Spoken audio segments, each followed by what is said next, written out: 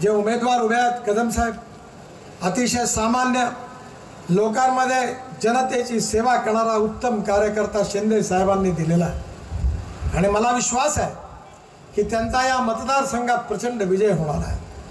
पण आमच्या विरोधकांजवळ मुद्दे नाही आहेत बोलायला आणि म्हणून ते अपप्रचार करत आहेत की मोदीजी निवडून आले ते 400 जागा मिळाला तर बाबासाहेबांचं संविधान बदलणार आहे। बाबासाहेबांचं संविधान बदलण्याचा प्रश्नच उद्भवत नाही। मी कायद्याचा पदवीधर आहे। केशवानंद भारती केसमध्ये सुप्रीम कोर्टाचे चीफ जस्टिस आणि 7 जजेसने एक निर्णय दिलेला आहे। तो निर्णय असा आहे की salient features of the constitution cannot be change.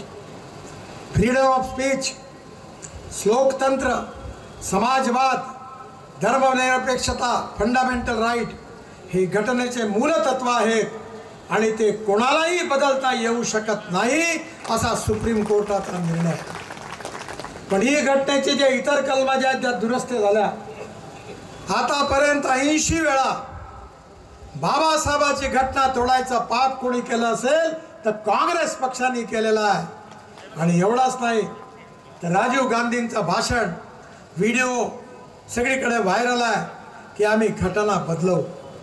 पण आमच्याबद्दल अपप्रचार करून लोकांच्या मनात विष घालवून पुन्हा एकदा काँग्रेस पार्टी आपल्या कामावर मत मागू शकत नाही आणि म्हणून जेव्हा कन्व्हिन्स करता येत नाही तेव्हा कन्फ्यूज करण्याचा प्रयत्न करत आहे।